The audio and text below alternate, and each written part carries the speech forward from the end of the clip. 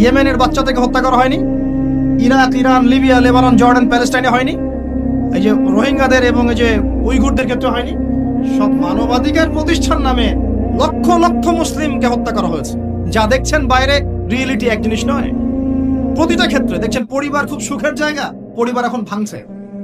দেখছেন খুব ভালোবাসা বাইরে, এগুলো জেনা হচ্ছে, জেনা। বাইরে খুব ভালোবাসা সম্পর্ক, এটা জেনা। দেখছেন আপনি যে এই যে কি বলবো, গ্লোবাল অ্যাফেয়ার্সে মুসলিমদের কিছু আইওয়াস শোডাউন দেখছেন, আদতে দেখবেন বড় বড় যে জিনিসগুলো, সেক্টরগুলো সবগুলো ওরা কন্ট্রোল করছে, আমরা নিয়ন্ত্রিত হচ্ছে। আপনার কাছে মনে হচ্ছে আপনি টেকনোলজি ইউজ করে খুব এগিয়ে যাচ্ছেন, বেশিরভাগ টেকনোলজি ওরা কন্ট্রোল করছে। আপনার প্রাইভেট লাইফে কি করেন সেটাও তারা জানে। তো আমি একটা বিষয় ফোকাস করতে চাচ্ছি, মুসা এবং খিদর আলাইহিস সালামের এই যে জ্ঞানের এনকাউন্টার, এখান থেকে আপনাকে একটা শিক্ষা নিতে হবে। সেটা হলো ফিতনাময় যুগে, ফিতনাময় বিশ্বে বাহিরে যা দেখা যায় আর বাস্তবতার মধ্যে আকাশ পাতাল পার্থক্য থাকতে পারে। এই বিষয়টা প্রত্যেকটা সেক্টর ঘেটে ঘেটে আপনি খেয়াল করেন, আপনি বুঝতে পারবেন। ইভেন আমাদের মুসলিমদের মধ্যেও দেখবেন মানুষকে ভালো কিছু দেওয়ার নাম করে মানুষকে বড় বড় ওলামায়ে কেরাম থেকে সরিয়ে দেওয়া হয় নাই? মানুষকে আলেম ওলামা সোহবত থেকে সরিয়ে দেওয়া হচ্ছে না? একা একা তুমি দিন পালন করো, বুখারী মুসলিম পড়ো, মুফতি হয়ে যাও, হচ্ছে না?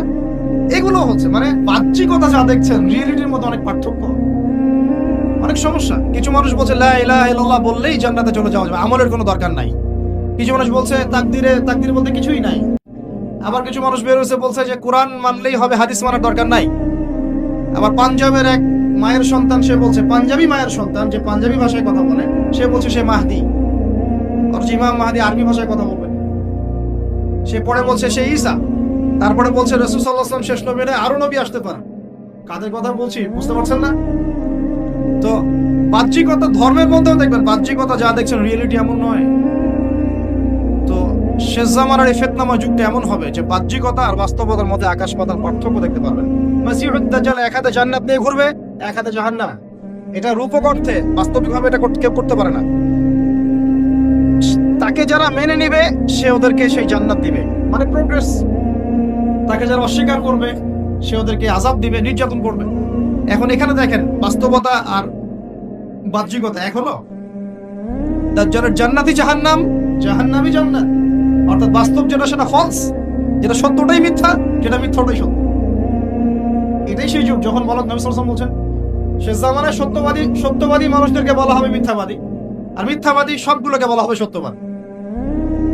আমানতদার ব্যক্তি, পরম আমানতদার, তাকে বলা হবে খেয়ানতকারী। আর যে ব্যক্তি খেয়ানতকারী, রিনাউন্ড, তাকে বলা হবে আমানত। সবচেয়ে নিচু স্তরের মানুষকে সবচেয়ে উঁচু আসনে বসানো, এমনও আসছে। হাদিসগুলো খালি পড়েন এবং এই যে একটা আপনাকে দর্শন দিয়ে গেলাম, খিদর আলাইহিস সালামের দৃষ্টিভঙ্গিটা অর্জন করেন, দেখবেন আপনি অনেক কিছুই বুঝতে পারছেন যেটা সবাই পারছে না। এটা বোঝার জন্য এখন কি লাগবে? এখান থেকে আমি একটু করণীয় বলে শেষ করে দিই, অনেক লম্বা হয়ে যাবে না হলে। দেখেন খিদর আলাইহিস সালাম কিন্তু একদিনে একা একা হয়নি। প্রথমত আল্লাহ পাক তার সম্পর্কে কি বলেছেন একটা কথা বলে দিই। আল্লাহ পাক বলছেন যে তিনি আল্লাহর একজন বান্দা ছিলেন, ফাওয়াজাদা আবদান, তিনি আল্লাহর একজন বান্দা ছিলেন, মিন ইবাদিনা, আল্লাহর বহু বান্দাদের মধ্যে তিনি একজন আল্লাহর বান্দা ছিলেন। কে? খিদর আলাইহিস সালাম। আতাইনাহু রাহমাতাম মিন ইনদিনা, খিদর আলাইহিস সালামকে আমি আমার পক্ষ থেকে রহমত দিয়েছিলাম। আল্লাহর পক্ষ থেকে কি দিয়েছেন আল্লাহ পাক? রহমত, দয়া। আপনি দয়ালু না হতে পারলে, আপনি যদি দয়ালু না হতে পারেন তাহলে আল্লাহর সেই মারিফত, নূর আর জ্ঞান পাবেন না। তো আগে মানুষের প্রতি, উম্মার প্রতি, সবার প্রতি দয়ালু হতে হবে। তো হ্যাঁ, সবাই আমার ভাই, সবাই আমার উম্মার অংশ, আমি সবার কল্যাণ চাই, কেউ আমার শত্রু নয়। একটা দয়ালু মনোভাব তো লাগবে আগে। নিজে আগে মনে করেন আমি হকের ডিলার, জান্নাতের ডিলার, তোমাদের লিজ লাগলে আসো নিয়ে যাও, তাহলে তো সমস্যা। মনের মধ্যে যদি হিংসা আর বিদ্বেষ, পরশ্রীকাতরতার, অহংকারের এইসব বিষ বাষ্প পুষে রাখেন, তাহলে খিদর হবেন কিভাবে? নূর পাবেন কিভাবে? মারিফত অর্জন করবেন কিভাবে? আর হক বাতিল চিনবেনই বা কিভাবে? নিজে চিনবেন না, মানুষকে জানাবেন কিভাবে? এই কারণে দেখবেন যে ওয়ার্ল্ড অ্যাফেয়ার্স নিয়ে কোনো কথা বললে বলে ভবিষ্যৎবাণী হচ্ছে, অথচ এটা বাস্তব বর্তমান, সেটা খেয়াল নাই। যেটা বাস্তব বর্তমান সেটাকে ভবিষ্যৎবাণী করছে। পুরো ওয়ার্ল্ডের ইকোনমিক সিস্টেম একটা ভয়ঙ্কর ভঙ্গির মুখে আছে। বড় বড় যারা ইকোনমিক্স, এবং যারা মিলিটারি অ্যাফেয়ার্স নিয়ে পড়াশোনা করেন তারা বলছেন যে এই বিষয়গুলো ওয়ার্ল্ডের সামনে দাঁড়িয়ে আছে। আর পড়াশোনা করে কোরআন সুন্নাহর জ্ঞানের সাথে এই যুগোপযোগী জ্ঞানগুলোকে একত্রিত করে যখন আমরা এগুলোর সলিউশন দেওয়ার চেষ্টা করছি, বলছে গণক, বলছে ভবিষ্যৎ বক্তা, বলছে অমুক তমুক। অথচ ইসলাম আলেম ওলামা এবং যারা দ্বীনের দায়ী মোবাল্লেগ তাদের কাছ থেকে জনগণ আসলে আশা করে কি? আপনারা কি আমাদের কাছে শুধু এটাই আশা করেন ওয়াজ মাহফিলের এখানে বসবো, সুবহানাল্লাহ বলে শেখাবো, আলহামদুলিল্লাহ পড়লে কত নাকি হয় এটাই শেখাবো, হ্যাঁ মাসলা মাসাইল গুলো শেখাবে, এতটুকুই যথেষ্ট? হাত বাঁধবেন কোথায়, রফুলিয়া দেন করবেন কি করবেন না, আমিন জোরে নাচতে, এগুলো নিয়েই কথা বলবো খালি?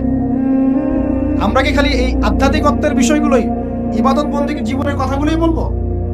ইসলামে কি ইকোনমিক কোনো সেকশন নাই? ইসলামে কি পলিটিক্স নাই? ইসলামে কি জিও পলিটিক্স নাই? ইসলামে কি অন্যান্য ফিলোসফিক্যাল থটস গুলো নাই? তাহলে যুগ এবং জিজ্ঞাসার সমাধান আপনারা আমাদের কাছে আশা করেন কি করেন না?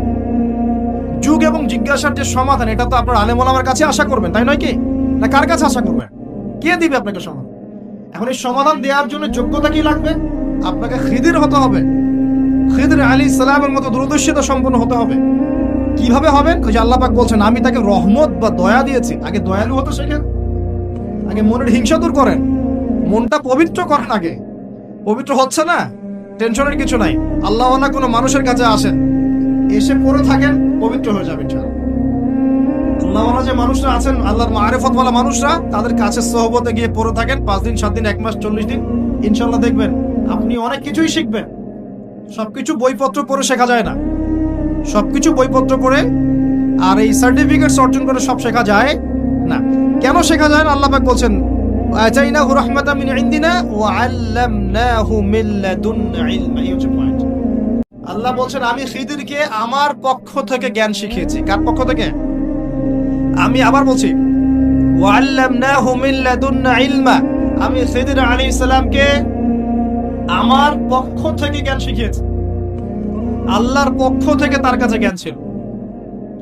খিদির আলাইহিস সালাম কয়টা ডিগ্রি অর্জন করেছেন? কয়টা সার্টিফিকেট? কোন কোন স্কুল কলেজ ইউনিভার্সিটি? তিনি কি হার্ভার্ডে পড়েছিলেন? তিনি কি কেমব্রিজে পড়েছেন? আমাদের প্রাচ্যের অক্সফোর্ডে পড়েছেন? এখানে পড়েও খিদির হতে পারছি না কেন? তাহলে সমস্যা কোথায়? তার মানে জ্ঞান শুধুমাত্র প্রোটেস্ট্যান্ট ভার্সনে সার্টিফিকেটস অর্জন করা নয়, আর বইপত্রের খালি লেটার্স গুলোকে মুখস্থ করে নয়, এগুলোই জ্ঞান নয়। যতক্ষণ পর্যন্ত এগুলোর আমল না আসবে এবং আল্লাহওয়ালা মানুষের সোহবতে না থাকবে, আত্মশুদ্ধি অর্জন না হবে, কলব পরিষ্কার না হবে, ততক্ষণ পর্যন্ত আল্লাহর মারিফত পাবে না। আমি কি কথা বুঝাতে পারছি? একটু উঁচু স্তরে কথা বলছি হয়তো আপনাদের সামনে, কিন্তু কথাগুলো খুব ইম্পর্টেন্ট। আপনারা পরে বুঝবেন, রেকর্ডিং হচ্ছে, পরে বারবার শুনেন। শুধুমাত্র প্রোটেস্ট্যান্ট ভার্সনে এগুলো মুখস্থ করার মধ্যে জ্ঞান সীমাবদ্ধ নয়। এটা আপনি পড়লেন বই, সার্টিফিকেটস অর্জন করলেন। আপনি ডক্টর হতে চান, আমার পাশে একটি ডক্টর বসে আছেন। এখন যদি আমি বলি যে আপনি ডক্টর হতে চান অর্থোপেডিক্সের বইগুলো আপনাকে দিয়ে দিলাম, বাসায় গিয়ে পড়েন, ডক্টর হয়ে যান, হবে? পারবে কি কে পড়তে? তাকে মেডিকেল কলেজে ভর্তি হতে হবে, ক্লাস করতে হবে, তার চেয়ে বড় বড় ডক্টরদের সোহবতে থেকে জ্ঞান শিখতে হবে, প্র্যাকটিক্যাল করতে হবে, কত কাজ। এই কাজগুলো আমরা দিনের ক্ষেত্রে করতে চাই না। আমি একটা বিষয়ের দিকে ফোকাস করছি, খিদির না হতে পারলে সে জামানায় টেকা যাবে না। কারণ এই জামানা রিয়েলিটি আর বাস্তবতার মধ্যে কোনো মিল নাই। দূরদর্শিতা লাগবে, চিন্তা হবে, চিন্তা হলে নূর লাগবে। ওই যে বললাম, নূর আপনাকে অন্ধকার জাহিলিয়াতে আলোর পথ দেখাবে, অন্ধকার থেকে আলোর পথ দেখাবে ইনশাআল্লাহ। তো প্রথমে লাগবে জ্ঞান, দয়া, একটা কলবুন সালিম, প্রশান্ত হৃদয়, আল্লাহ পাকের মারিফত এবং আল্লাহর নূর অর্জন হবে। কিভাবে? প্রথমে আপনি জ্ঞান অর্জন করে আমল করবেন, এরপর আল্লাহওয়ালা মানুষের কাছে থাকবেন, তাদের সাথে সম্পর্ক রাখবেন, আলেম ওলামা থেকে ডিটাচড হয়ে থাকবেন না, কখনো না। তাদের সোহবতে গিয়ে গিয়ে পড়ে থাকবেন। সপ্তাহে 5 দিন কাজ করছেন, 2 দিন তো ফ্রি আছেন, 2 দিনের মধ্যে 1 দিন সময় দিবেন, পারা যাবে না?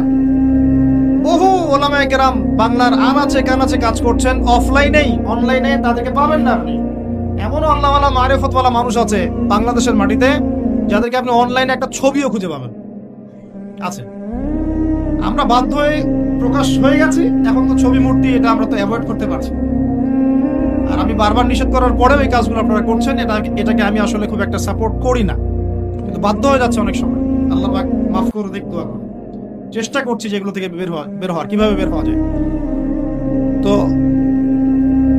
শুধু শুধুমাত্র নিজে নিজে জ্ঞান অর্জন নয়, আমল দরকার, সোহবত দরকার, আর কি দরকার বললাম, কলবুন সেলিম, প্রশান্ত একটা হৃদয় দরকার, আল্লাহ নূর দরকার, মারিফত।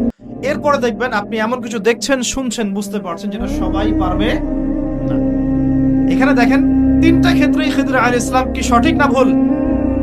সঠিক না ভুল? আচ্ছা, এখন তার কাজগুলোকে মূসা আলাইহিস সালামের কাছে কি মনে হচ্ছিল, সঠিক না ভুল? ভুল। এই জামানাটা সেই জামানা যে জামানায় আপনি দেখবেন সত্য মিথ্যার মানদণ্ড উল্টে গেছে। আমানতদারকে খেয়ানতকারী বলা হচ্ছে, খেয়ানতকারীকে আমানতদার বলা হচ্ছে। প্রচন্ড রকম উগ্র একজন মানুষকে আপনি বলছেন ভালো মানুষ, কিন্তু একজন ভালো মানুষকে আপনি বলছেন উগ্র। প্রচন্ড রকম জালেম একটা সভ্যতাকে আপনি বলছেন একদম বিশ্বের সবচেয়ে উন্নত সভ্যতা, কিন্তু আদতে তারা বিশ্বের সবচেয়ে নিকৃষ্ট সভ্যতা। বাহ্যিকভাবে আপনি দেখছেন ইকোনমিক প্রোগ্রেস, আসলে দেখছেন ধসে যাচ্ছে। বাস্তবতা হচ্ছে এটা ধসে যাচ্ছে। আপনি দেখছেন নারীর অধিকার একদম, আদতে নারীরা জাহান্নামী হচ্ছে বেশি বেশি। বাহ্যিকভাবে দেখছেন যে পোশাক চেঞ্জ হয়ে যাচ্ছে, ছেলের পোশাক মেয়ে, মেয়ের পোশাক ছেলে, তাই না? এটা শুধু বাহ্যিক পোশাকেই হচ্ছে না, এটা আপনার সমাজের ফাংশনাল রোলটাও চেঞ্জ হচ্ছে। সমাজের ফাংশনাল রোলের মধ্যে মেয়ে ছেলের জায়গায় আসছে, ছেলে মেয়ের জায়গা যাচ্ছে। ভিতর থেকে দেখা শেখেন, আপনি ভিতর থেকে দেখা শেখেন। দেখছি আমরা উম্মার জন্য অনেক কিছু করে ফেলছি, কিন্তু আদতে আমরা এখন ঐক্যবদ্ধই হতে পারছি না। আমরা সবাই মিলে একটা জায়গায় আসতেই পারছি না এখনো। ছোটখাটো বিষয়গুলোকে নিয়ে অনলাইন অফলাইন গরম করে রেখে দিচ্ছে একেবারে, তাই না? অর্থাৎ বাস্তবতা হচ্ছে দিন দিন মানুষ খ্রিস্টান হচ্ছে, দিন দিন মানুষ কাদিয়ানি হচ্ছে, দিন দিন মানুষ শিয়া হয়ে যাচ্ছে, উম্মার ঐক্য বিনষ্ট হচ্ছে।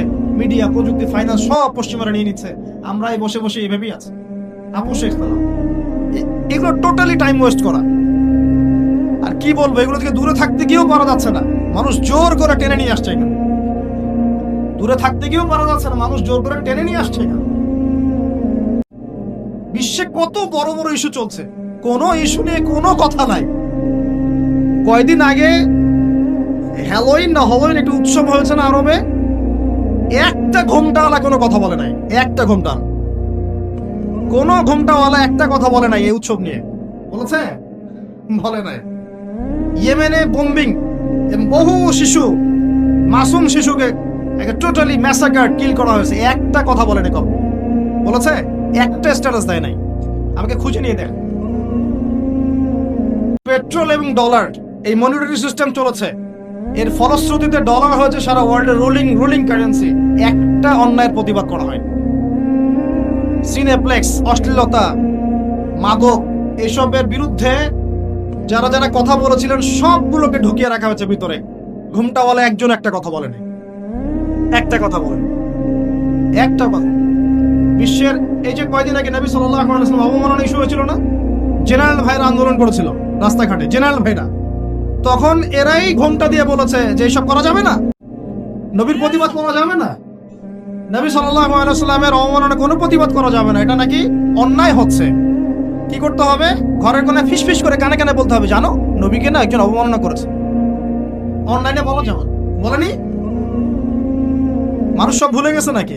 এই কয়েকদিন আগে তাবলিগ জামাত, একটা মাকবুল জামাত বাংলাদেশে, সারা সাব কন্টিনেন্টে একটা মাকবুল জামাত কয়েকদিন আগে বলেছে নিষিদ্ধ, ব্যান্ড, বলে নাই? বিগার ইস্যুস গুলো নিয়ে ওয়ার্ল্ড অ্যাফেয়ার্সে কি হচ্ছে, দেশের অর্থনীতির কি হচ্ছে, সামনে একটা ইকোনমিক স্যাংশন আসছে, দুর্ভিক্ষের মতো অবস্থা তৈরি হচ্ছে। কি হবে এখানে, কি করবে মানুষ? কোনো সলিউশন নাই। উম্মার বিভক্তি কিভাবে ঐক্যবদ্ধ হবে, কোনো প্রচেষ্টা নাই। কিভাবে ইকোনমিক্যালি আমরা শক্ত হব, সামাজিকভাবে ইসলাম কায়েম হবে, ইসলামের বিধানগুলো বাস্তবায়িত হবে, কোনো চেষ্টা নাই। কথা কি নিয়ে জানেন? ঘ্রাণ কেন পেলো বেটা, আমি পেলাম না, সে কেন পাইল? আশ্চর্য একটা কথা, অদ্ভুত। মানে কত নিচু মানসিকতার মানুষ হলে এই ছোট ছোট বিষয়গুলোকে নিয়ে মানুষকে ব্যস্ত রাখতে পারে, আল্লাহর কসম আমি জীবনে দেখি না, কসম।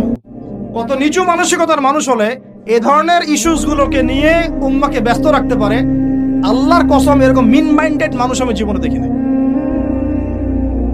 তারেক জামিল হুজুর হাফিজাহুল্লাহ, তিনি গিয়েছেন মুআজ বিন জাবাল রাদিয়াল্লাহু আনহুর কবর জিয়ারত করতে। তিনি বলছেন যে আমি দেখলাম প্রচন্ড ঘ্রাণ আসছে, এবং আমি ওই কাপড় শুকে দেখলাম, মাটি শুকে দেখছি, এটা ওটা শুকে দেখছি, এখান থেকে আসছে কিনা। দেখলাম না এসব থেকে আসছে না। খাদেম বলছে এটা কন্টিনিউয়াসলি আসছে বছরের পর বছর ধরে। তারেক জামিল হুজুর এখন বেদাতি হয়ে গেল। তাও হাসান, আরেকজন হুজুর আছেন, ওনার নাম ভুলে গেলাম, উনি বলছেন আমরা আফগান ওয়ার দেখেছিলাম, আফগান ওয়ারে অনেক শহীদকে আমরা দেখেছি, যারা আমেরিকান বোম্বিং এ শহীদ হয়েছে, আমরা দেখেছি তাদের লাশ থেকে গন্ধ বেরোচ্ছে। এগুলো তো দলিল দিতে পারবেন না। আপনি কি দলিল দিতে পারবেন কেমন ছিল, কি ছিল, কোথায় লেখা আছে? পারবেন। কিন্তু কিছু বিষয় তো আপনি দলিল দিতে পারবেন। এক, কিরকম? নবী সাল্লাল্লাহু আলাইহি ওয়াসাল্লাম মেরাজের রাতে ঘ্রাণ শুনেছেন। জিজ্ঞাসা করছেন ইয়া জিবরাইল আলাইহিস সালাম এটা কোত্থেকে আসছে? তিনি বলছেন এটা ফেরাউনের মেয়ের যে চুল আশ্রয় দিত বাদী দাসী, তার নাম হয়তো অনেকে আসিয়া বলেন, আল্লাহু আলাম, আল্লাহ ভালো জানেন, হাত থেকে চিরুনি পড়ে গেছে, তিনি বলেছেন বিসমিল্লাহ। এটা শুনে ফেলেছে এই ফেরাউনের মেয়ে, শুনে ফেরাউনকে বলেছে যে এ তো আল্লাহ ছাড়া আপনাকে ইলাহ মানে না, আল্লাহর নামে সে চিরুনি উঠিয়েছে। এখন এই অপরাধে ফেরাউন তাকে বলছে ফিরে আসতে হবে, না হলে হত্যা করব। সেই দাসী বা বাদী বলছে না, ফিরে আসবো না, কারণ আল্লাহ হচ্ছেন আপনার রব, আমার রব, সবার রব। কে বলছে এটা? ফেরাউনের দাসী। ফেরাউন তার সন্তানদেরকে একত্রিত করে বলল আগুন জ্বালাও। আগুন জ্বালানো হলো। আগুন জ্বালানোর পর বলছে এখনো ফিরে আসো, না হলে তোমার সন্তানদেরকে আগুনে ফেলে দিব। কিসে ফেলে দিব? আগুনে। দাসী বলছে আমার সন্তান দুটো, যদি 5টা 10টাও সন্তান হতো তাও আমি পিছু পা হতাম না। একটা একটা করে সন্তানকে ফেলে দেওয়া হলো। জ্বলন্ত আগুনের সন্তান ভস্মীভূত হয়ে গেল। সর্বশেষ সেই দাসীকেও ফেলে দেওয়া হলো। জিবরাইল আলাইহিস সালাম বলছেন ওই যে দাসী এবং তার সন্তানদেরকে যেখানে দাফন করা হয়েছে সেখান থেকে ঘ্রাণ আসছে। অন্য নবী তো এটা পান নাই, নবী মুহাম্মদ সাল্লাল্লাহু আলাইহি ওয়াসাল্লাম পেয়েছেন। এই ঘটনা ঘটেছে মুসা আলাইহিস সালামের সময়ে, আর সেই ঘটনা প্রকাশ পেয়েছে নবী মুহাম্মদ সাল্লাল্লাহু আলাইহি ওয়াসাল্লামের মেরাজ। সুবহান। আরেকজন সাহাবী আনাস বিন নাদার রাদিয়াল্লাহু আনহু, আনাস বিন নাদার রাদিয়াল্লাহু আনহু, উহুদের যুদ্ধ হচ্ছে। উহুদের যুদ্ধের মধ্যে একবার একটা গুজব ছড়িয়ে পড়লো। কি গুজব? গুজবটা হচ্ছে যে মুহাম্মদ সাল্লাল্লাহু আলাইহি ওয়াসাল্লামকে হত্যা করা হয়েছে, নাউযুবিল্লাহ। ঠিক আছে? এবার আমি বলছিলাম যে উহুদের মাঠে একটা গুজব ছড়িয়ে পড়েছিল নবী সাল্লাল্লাহু আলাইহি ওয়াসাল্লামকে নাকি হত্যা করা হয়েছে, নাউযুবিল্লাহ। তো অনেক সাহাবী তখন অস্ত্র ফেলে দিয়ে এবার বসে আছে। তো আনাস বিন নাদর রাদিয়াল্লাহু আনহু তিনি বলছেন তোমরা অস্ত্র ফেলে দিয়েছো কেন? তখন আপনারা বসেন, বিশৃঙ্খলা করেন না প্লিজ। তখন তিনি বলছেন যে যাকে হত্যা করা হয়েছে তিনি যদি নিহত হয়ে থাকেন তাহলে আমাদের বেঁচে থেকে কি লাভ? এখন তিনি ছুটছেন, ঘোড়সওয়ার হয়ে ছুটছেন। এক পর্যায়ে তিনি বলছেন সাদ বিন মুয়াজ রাদিয়াল্লাহু আনহুকে, হে সাদ বিন মুয়াজ, আমি আপনাদের পরিবেশে খুবই বিব্রত হচ্ছি, ভাই প্লিজ বসেন প্লিজ। আপনারা কি আমার আলোচনা শুনতে আসছেন নাকি?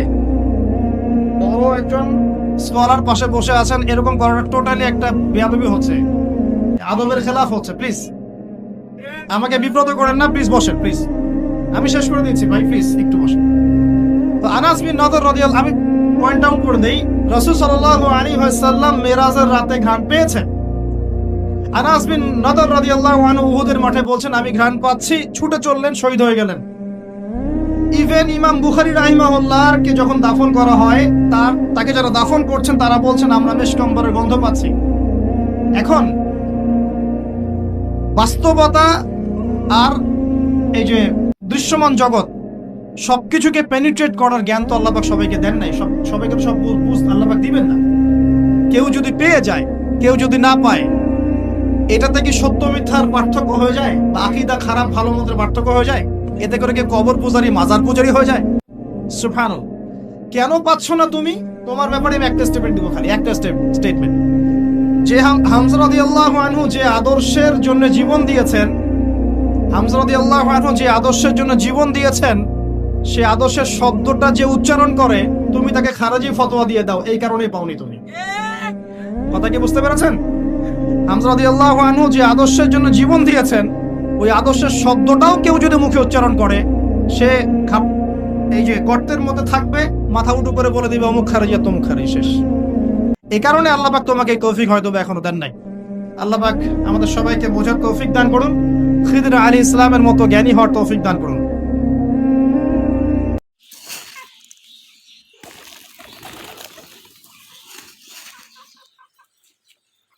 বেশ।